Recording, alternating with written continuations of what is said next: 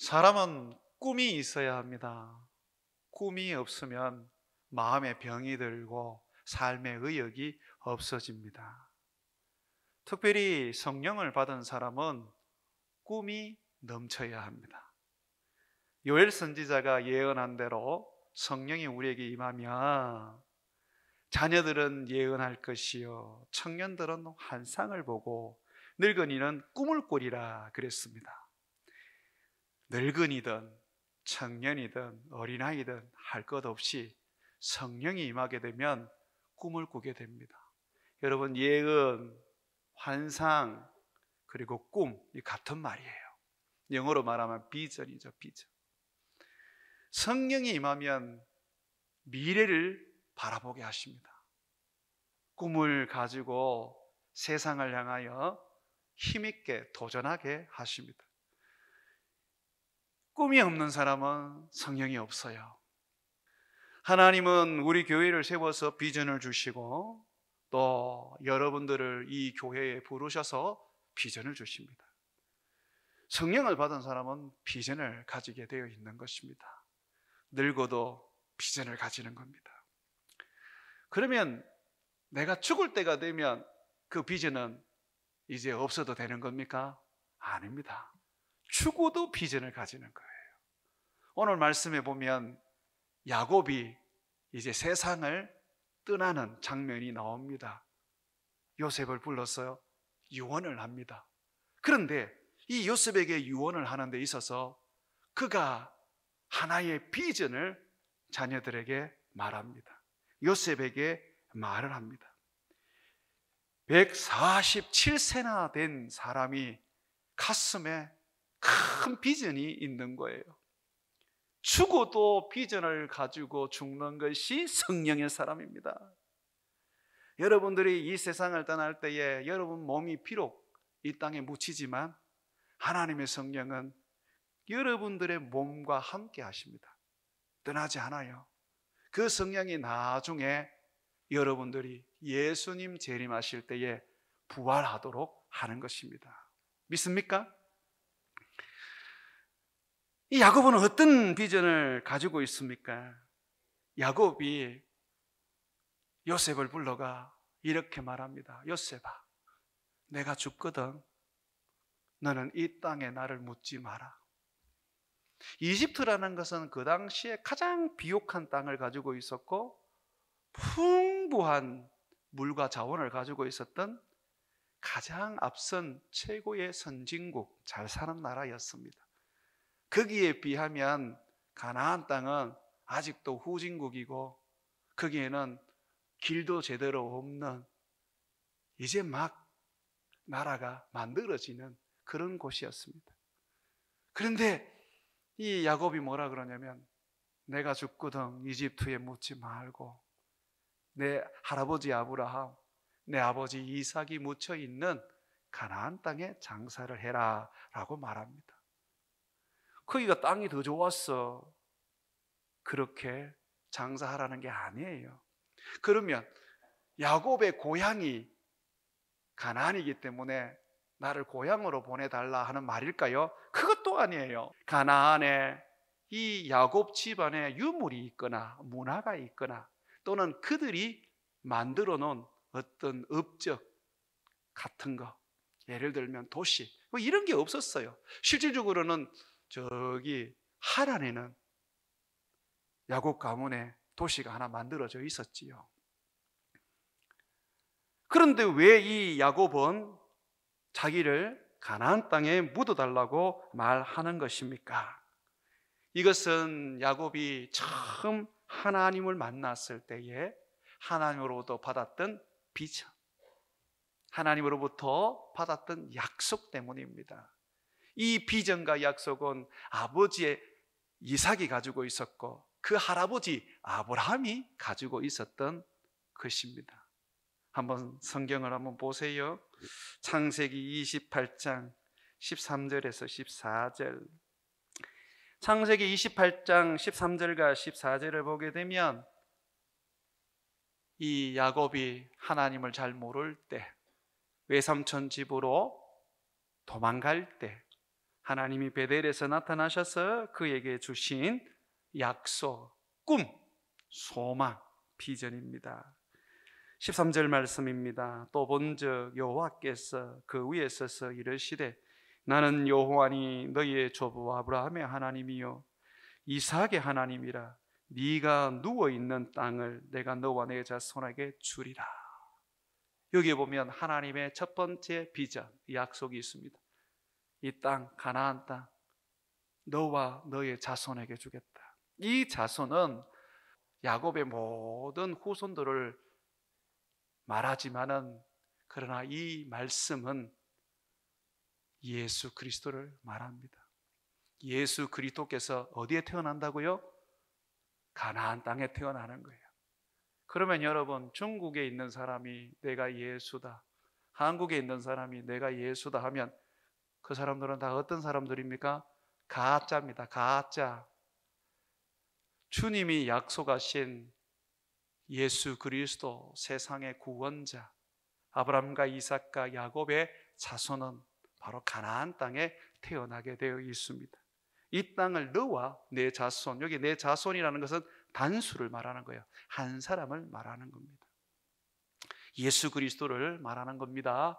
자, 이 예수 그리스도를 말하는데 여기서 끝나지 않고 또 보십시오. 14절. 내 자손이 땅의 티끌같이 되어, 예수 그리스도 그 한 분으로 말미암아 온 세상이 하나님의 자녀들이 됩니다. 땅의 티끌같이 되어서 네가 서쪽과 동쪽과 북쪽과 남쪽으로 퍼져나갈지며, 또 보십시오. 하나 더 하나님이 비전을 주시는데 땅의 모든 족속이, 가나안뿐만 아니라 이집트 사람, 아라비아 사람, 미국 사람, 한국 사람, 모든 이 민족의 족속들이 너와 내 자손 너로 말미암아 복을 받으리라. 그렇게 약속을 하시고 비전을 주십니다.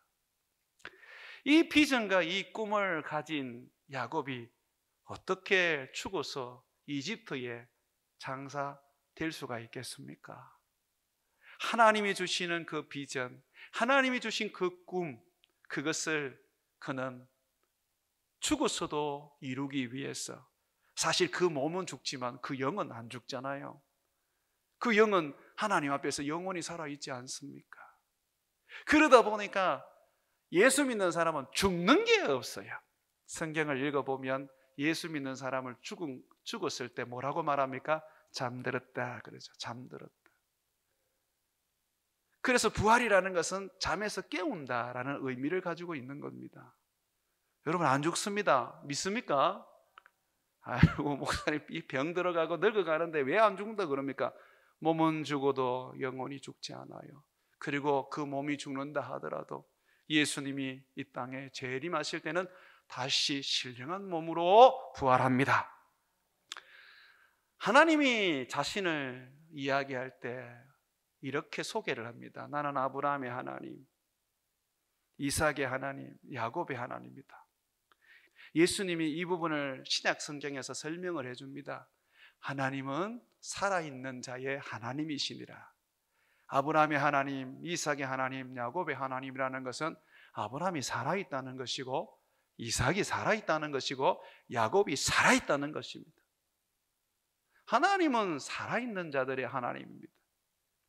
자, 이렇게 야곱이 가나안 땅 하나님께서 주신다고 약속하셨고, 그 땅을 중심으로 동서남북 퍼져나가서 모든 민족들이 복을 받을 것이다. 이게 구원의 복이거든요. 받을 것이라고 약속을 하셨어요. 그 약속, 그거 어떻게 쉽게 버릴 수가 있어요? 못 버리지. 그러니까 야곱이 그 아버지가 그 약속을 품고 천국에 가신 것처럼, 그 할아버지가 그 약속을 가슴에 안고 천국에 간 것처럼 자기도 약속을 붙잡고 그 비전을 붙잡고 천국으로 가는 것입니다. 하나님은 정말 그 약속대로, 그 비전대로 이루어 주셨습니다. 여러분, 아브라함이 주님께 이 약속을 받았을 때 너와 내 자손이 복을 받을 것이다, 온 땅의 모든 민족이 너로 말미암아 복을 받을 것이다, 네 자손으로 말미암아 복을 받을 것이다 라고 할 때에 아브라함이 그걸 믿고 그걸 바라보고 그걸 소망하였고, 천국에서도 끊임없이 그 약속이 이루어질 때까지 그는 꿈꾸며 살았습니다. 예수님이 그걸 증언하셨어요. 성경 하나 찾아봅니다. 요한복음 8장 56절을 한번 찾아보십시오. 요한복음 8장 56절을 찾아보게 되면 아브라함이 어떻게 살았는지, 그리고 천국에서 어떻게 살고 있는지를 예수님이 말을 해줍니다. 요한복음 8장 56절에 보게 되면 너희 조상 아브라함은 나의 때, 예수님이 동정녀 마리아를 통하여 이 세상에 오시는 그때, 그리고 이 세상에 오셔서 그가 우리를 위하여 고난받으시고 십자가에 죽으시고 부활하시고 성천하시고 성령을 보내어 지금까지 끊임없이 영혼을 구원하고 계시는 때, 여러분 지금이 예수님의 때인 걸 믿습니까? 어떤 분들이 그런 얘기를 해요. 구약은 하나님 아버지의 때, 신약은 예수님의 때, 그리고 오늘날 교회 시대는 성령님의 때라고 이렇게 얘기를 해요. 여러분 이거 참 무식한 소리입니다. 여러분 이 땅에 예수님이 오셔서 십자가에 죽으시고 부활하여 끝난 게 아닙니다. 우리에게 성령을 보내주셨어요. 그 성령이 누굽니까? 그리스도의 영, 예수의 영이잖아요. 예수님은 아직도 일하고 계십니다. 여러분 믿습니까? 히브리서에 보게 되면 예수님은 지금도 우리의 대제사장으로서 하나님 보호자 우편에서 우리를 위하여 밤낮으로 간구하시는 자라 그랬어요. 여러분 예수님 놀고 있는 게 아니에요. 여러분 지금 예수님의 때예요. 예수님의 때. 성령이 그걸 증명하는 거예요. 아브라함은 이 때를 바라보면서 기뻐했던 거죠.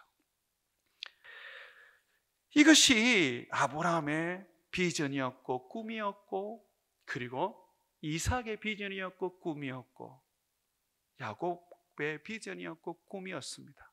그리고 예수를 믿는 모든 사람들의 비전과 꿈이에요. 여러분들이 이 땅에서 한 100억 정도 벌고 큰 회사 하나 설립하는 거, 여러분 그거는 비전이 아닙니다. 하나님이 우리에게 주시는 그 비전, 그게 아닙니다. 아브라함이 가나안 땅에 부자로 살았지만은 한 번도 그는 가나안 땅에서 집을 지은 적이 없어요. 거기에서 나라를 만든 적도 없습니다. 그는 여전히 유목민으로 살면서 이곳저곳을 다니면서 살았습니다. 뭐 하나 그 땅에 남긴 거 하나도 없어요. 소망을 두지 않았어요. 사실은 왜 그렇습니까? 그의 소망은 예수님이었고 예수로 말미암아 온 땅이 구원을 얻는 거였습니다. 여러분 믿으십니까? 여러분들도 이런 비전을 좀 가지셔야 돼요. 나를 위하여 어떤 꿈을 꾸고 비전을 가지시는 거, 그거 여러분 인생 아닙니다. 예수 그리스도를 믿는 자는 그 욕심이 십자가에 못 박혔습니다. 이제 내가 살아도 주를 위하여 살고 죽어도 주를 위하는 것이죠. 우리는 주님을 기쁘시게 하는 자들입니다. 여러분 그렇지 않습니까? 그렇단 말이에요. 그렇기 때문에 우리가 꿈꾸어야 하는 것은 아브라함이 예수님의 때를 바라보았던 것처럼 예수님의 때가 온 땅에 가득하기를 우리가 꿈꿔야 하는 거예요. 예수님이 이 김천을 덮으시고 대한민국을 구원하시고 온 세계를 예수님께서 하나님 나라로 만드는 것을 우리가 꿈꾸는 자가 되어야 합니다. 그것이 진짜 비전이에요. 성령이 오면요, 성령은 우리에게 그 꿈을 꾸게 합니다. 성령 받아보십시오. 제일 하고 싶은 게 뭡니까? 전도입니다. 전도입니다. 그동안 전도하지 못했던 부모, 형제들부터 생각납니다. 우리 교회에 세워졌을 때에 처음 예수 믿은 분들, 예수 믿고 성령이 임했을 때에 그분들이 하신 게 뭔지 압니까? 그분들이요, 자기 부모 집으로, 형제 집으로 가서 전도했습니다. 그 전도 받고 예수님 믿고 돌아가신 어른들이 많습니다. 그래서 제가 교회 설립했을 때 몇 년 안 되었을 때는요, 막 서울도 다니고 저기 경기도 연천도 다니고 대전도 다니면서 그 장례 치러왔습니다. 장례. 왜냐하면 그분들이 다니는 교회가 없었어요. 자녀들이, 우리 교회 다니는 자녀들이 가서 전도하고 예수님을 믿었기 때문에, 믿고 돌아가셨기 때문에 이 장례는 기독교 장례로 치러야 되겠는데 해줄 교회가 없었어요. 그래서 제가 우리 부교육자들하고 다니면서 장례를 했었습니다. 그때 생각하면 참 하나님께서 영혼 구원의 복을 많이 주신 것 같습니다. 그 예수를 믿고 성령을 받으면 가장 먼저 우리 마음에 꿈이 생기고 비전이 생기는 게 있는데, 그게 뭐냐면 영혼 구원이에요. 영혼 구원. 예, 영혼 구원. 여러분 한번 돌아보십시오. 처음 예수님 믿었을 때에, 뜨겁게 예수님 처음 했을 때에 여러분 길거리에 나가가 전도하고 이웃 가가지고 정말 떡이나 하나 갖다 주면서 예수님 믿으라고 막 그러셨지 않습니까? 그거는 진짜 모든 사람들에게 공통적으로 주어지는 비전입니다. 비전. 그래서 선교사든 목사든 또는 주일학교 선생이든 할 것 없이 성령을 받을 때에 비로소 영혼 구원에 대한 마음이 우러 나오는 겁니다. 그 선교사들이든 목사든 그 선교지에 보내면 뭐합니까? 그 성령이 없으면 영혼 구원 암만 하려고 그래도 안 됩니다. 그거는 그 인간의 힘으로 될 수 있는 게 아니에요. 하나님이 주시는 비전으로 되는 것이죠. 날마다 여러분들이 마음으로 자신을 살펴봐야 돼요. 아, 내가 성령 충만히 받았나? 구석에 가가지고 방언이나 해보고 아이고 괜찮구나 이러면 안 된단 말이죠. 내가 지금 속해 있는 내 직장에, 내 이웃들에게, 내 동료들에게 내 마음이 저들의 구원을 위해서 얘가 타느냐? 저들을 위해서 내가 구원을 위하여서 내 마음을 써야지 라고 하느냐라는 겁니다. 만약에 그런 마음이 있다면 그 성령 충만하신 분입니다. 그 걱정 안 하셔도 돼요. 우리들의 선교사들 많은 분들이 한국에서 죽었습니다. 그분들이 갑작스럽게 죽기도 했지만 늙어서 죽기도 했어요. 한국에서. 그 자손들도 한국에 남아서 살다가 이 땅에 묻히기도 했습니다. 양아진, 서울 양아진에 가면 그 선교사 묘역이 있죠. 그 선교사님들이 왜 자기 나라 땅 놔두고 여기에 묻혔습니까? 내가 미국에 갔을 때에 어느 한 분의 소개로 선교사 그 묘지를 간 적이 있습니다. 꽤 크더라고요. 그 선교사 묘소가 굉장히 크더라고요. 다 선교사들만 거기 묻혔다 그러더라고요. 이분들은 자기 나라로 돌아가신 거죠. 그런데 양아진에 가시면 자기 나라로 돌아가지 않고 거기에 묻혔어요. 왜 그랬습니까? 그들 속에는 여전히 한국에 대한 뜨거운 영혼 구원의 비전이 있기 때문에 그들이 떠날 수가 없는 겁니다. 죽어도 이 땅을 위하여 하나의 자기 몸이 걸음이 되게 하신 분들이죠. 그래서 한국이 지금 선교하는 나라가 된 것입니다. 사랑하는 여러분, 우리는 성령으로 말미암아 비전을 가져야 합니다. 영혼 구원에 대한 비전을 가져야 합니다. 아브라함이 예수님의 때를 보기 위하여 고대하고 그 때를 소명하면서 기뻐했던 것처럼 우리는 이 김천, 대한민국, 세계 여러 열방에 예수 그리스도로 말미암아 구원을 얻고 교회가 세워지고 그 땅에 예수의 이름이 불러지는 그런 역사를 꿈꿔야 하는 것입니다. 이게 없으면 교회는 죽은 겁니다. 이게 없으면 목회자는 죽은 것입니다. 이게 없으면 성도는 죽은 거예요. 나 하나 먹고 살기 위해서 바둥바둥거리고 그냥 늘 하나님 도와주세요, 하나님 나 건강하게 해주세요 라고 살다가 천국 가시면 주님 앞에 고개 못 듭니다. 예수님의 제자라는 것은요, 예수님의 성품만 닮아야 되는 것이 아니라 예수님의 사역을 계승해야 되는 거죠. 마태복음 28장 18절에서 20절에 보게 되면 예수님이 세상을 떠나기 전에 제자들에게 명령을 합니다. 모든 민족에게 가라. 모든 민족에게 가라. 아버지와 아들과 성령의 이름으로 세례를 줘라. 내가 분부한 것 모든 것을 가르쳐서 지키게 해라. 제자를 만들어야 한다. 그렇게 가르치셨어요. 우리 교회가, 우리 성도들이 주님 앞에 섰을 때에 부끄럽지 않는 사람이 되려면 우리는 영혼 구원해야 합니다. 이제 코로나 시대 끝나갔습니다. 코로나 때는 전도도 할 수 없었고 교회 한번 데리고 오는 것도 어려웠어요. 그러나 이제는 안 그래요. 이제는 우리가 마음만 먹으면 복음을 전할 수 있습니다. 예수 그리스도를 위하여 내가 복음 전하고 내가 예수 그리스도의 그 살아계심을 사람들에게 보여준다면 우리는 우리 주님으로부터 가장 복된 인생이 될 것입니다. 주를 위하여 살면 주님이 우리를 위하여 살아주십니다. 복을 받으려면요, 주님이 원하는 삶을 살아야 됩니다. 우리 주님이 원하는 가장 1순위의 인생은 영혼 구원입니다. 영혼 구원. 어느 집사님이 옛날에는 터키라 불렀는데 지금은 투르키예라고 부르지요. 그 나라에 여러 사람들과 함께 선교를 가셨대요. 그 선교를 가서 그곳에서 이슬람 사람들에게 예수님의 복음을 전했어요. 굉장히 그 위험한 일들이죠. 이슬람 사람들에게 복음을 전하다 보면 자칫 잘못하면 테러를 당할 수도 있단 말이죠. 그러나 주님 붙잡고 복음을 전하는데 가만히 보니까 환상이 하나 보이는데 그게 실제인지 환상인지 예수님이 보이더라고요.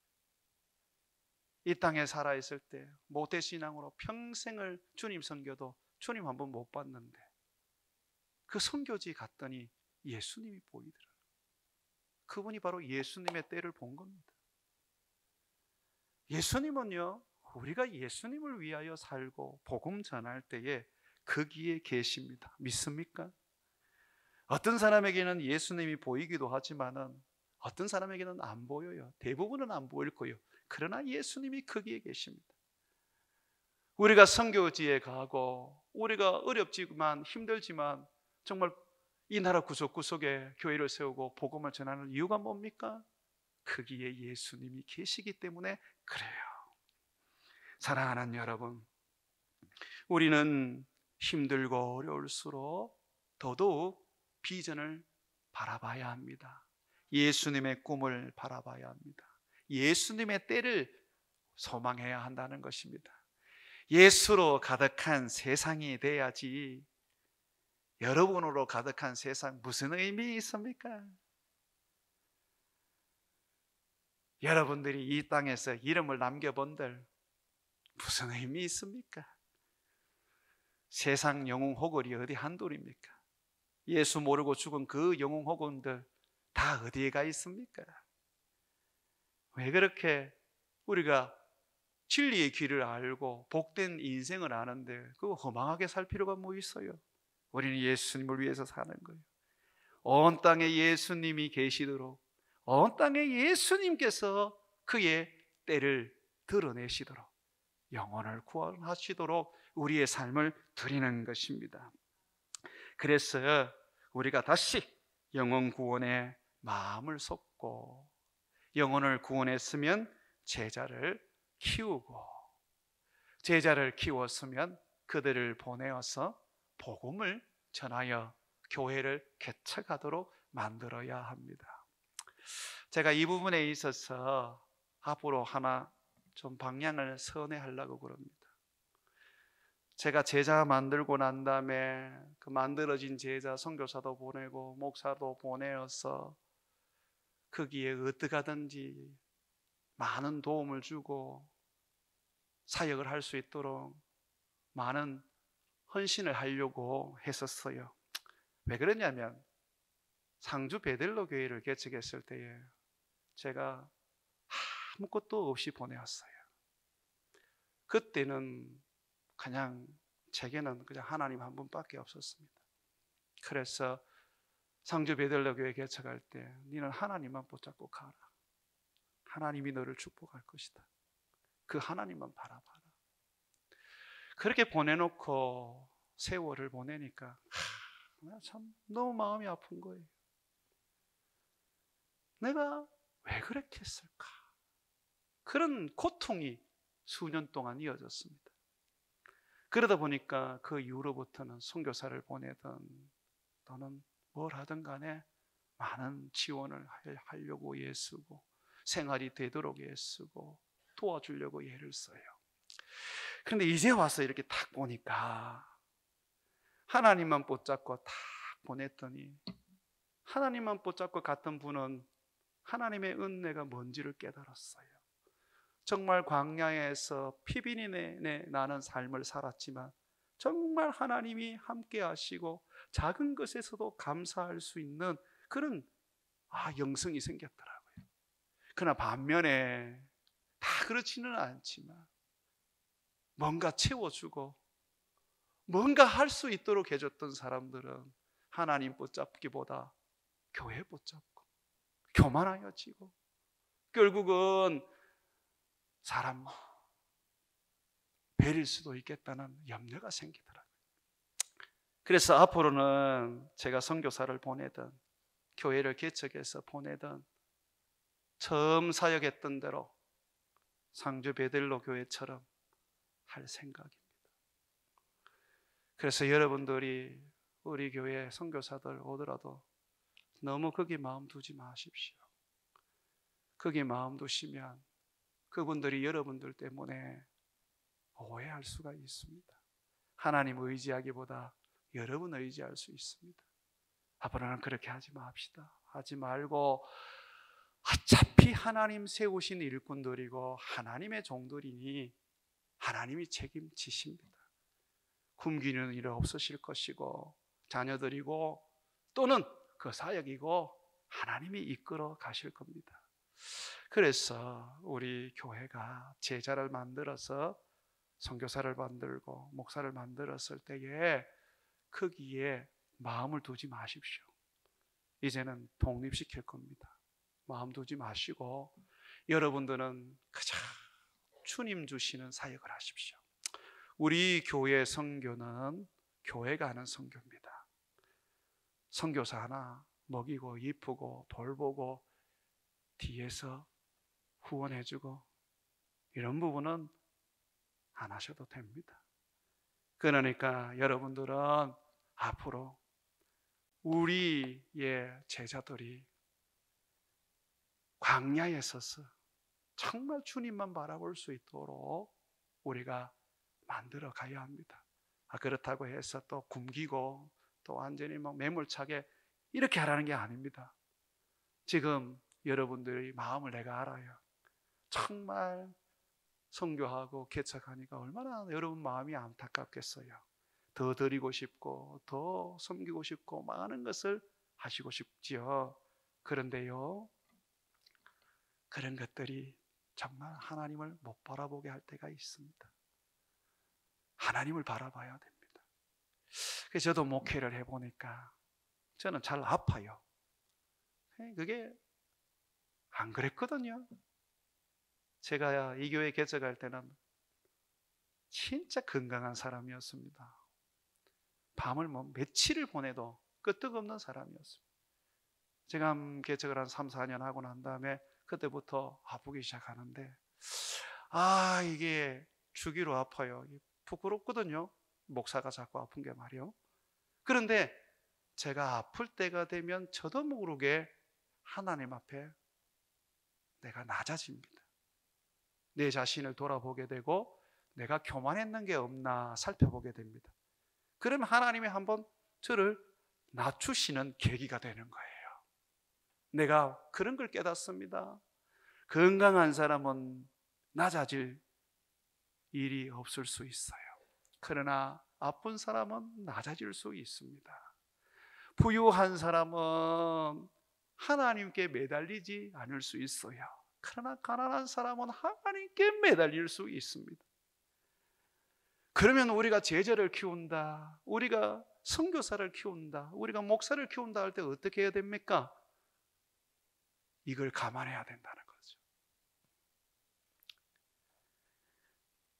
앞으로 우리 교회가 지혜롭게 합시다. 하나님의 사람을 키우는데 너무 과해도 안 되고 너무 부족해도 안 되고 너무 크기에 마음을 쏟아서 하나님을 못 바라보게 해도 안 되고 너무 우리가 무심해서 어떻게 돼가는지도 모르는 그런 어떤 상태를 만들어서도 안 됩니다. 우리가 모든 부분에 있어서 우리의 제자들이 하나님만 바라볼 수 있도록, 목사를 바라보는 게 아니라 하나님만 바라볼 수 있도록, 아브라함이 예수님만 바라보고 살았던 것처럼 우리 교회의 모든 사역들과 모든 예배와 모든 일들은 예수님만 바라보고 예수님만 드러내고 예수님의 영광을 얻을 수 있도록 거기에 우리가 마음을 쏟기를 소망합니다. 사랑하는 성도 여러분, 우리는 오늘 야곱이 자기 죽음조차도 의미로 여기지 않고 가나안의 꿈을 꾸고 거기에 임하실 예수님을 소망하고 온 땅이 예수님으로 말미암아 복을 받을 그때를 소망했던 것처럼 우리도 베델로 교회 성도들도 내가 아니라 예수님이 온 땅에 임하시고 예수로 말미암아 온 땅이 구원을 얻고 우리의 제자가 아니라 예수의 제자가 가득할 수 있는 그러한 삶을 우리가 애써서 살기를 주의 이름으로 축원을 드립니다.